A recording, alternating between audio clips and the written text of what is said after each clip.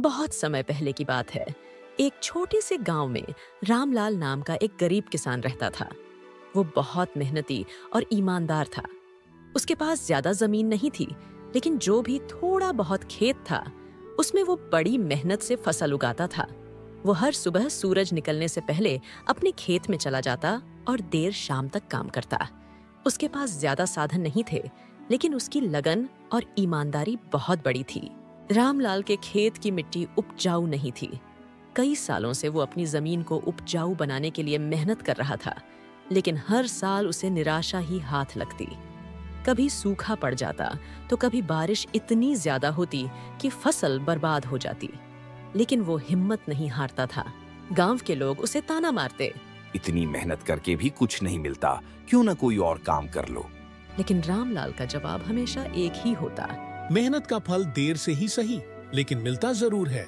एक दिन जब रामलाल खेत जोत रहा था, तो अचानक उसका हल किसी कठोर चीज से टकराया। उसने उत्सुकता से मिट्टी खोदी तो वहां उसे एक बड़ा संदूक मिला। उसके मन में कई विचार आए। यह खजाना किसका हो सकता है? क्या यह किसी राजा का पुराना खजाना है? रामलाल ने संदूक खोला तो उसकी आंखें चमक उठीं। वो सोने और चांदी के सिक्कों से भरा हुआ था। रामलाल बहुत खुश हुआ, लेकिन तुरंत उसे एहसास हुआ कि यह खजाना शायद किसी और का है। उसने इसे अपने पास रखने के बजाय गांव के मुखिया को दिखाने का फैसला किया। वो संदूक लेकर गांव के मुखिया के पास गया और पूरी सच्चाई बता दी। मुखिया उसकी ईमानदारी से बहुत प्रभावित हुए और बोले, रामलाल, तुम सच्चे और नेकदिल इंसान हो। ये खजाना अब तुम्हारा है। रामलाल ने बड़ी विनम्रता से कहा, मुझे इस धन की कोई लालसा नहीं, लेकिन अगर आप चाहें तो इसे गांव के विकास और जरूरतमंद लोगों की मदद के लिए उपयोग कर सकते हैं। मुखिया ने उसकी बात मान ली और इस धन से गांव में एक स्कूल, एक अस्पताल और एक कुआं बनवाया, जिससे पूरे गांव को लाभ हुआ।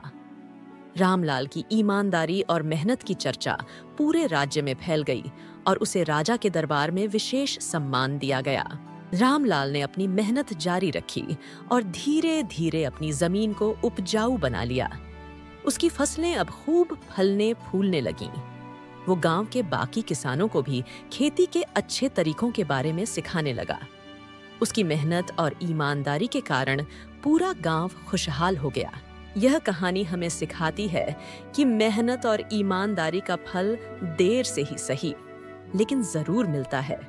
अगर हम सच्चाई और लगन से काम करें तो भाग्य भी हमारा साथ देता है और हमें सफलता और सम्मान प्राप्त होता है।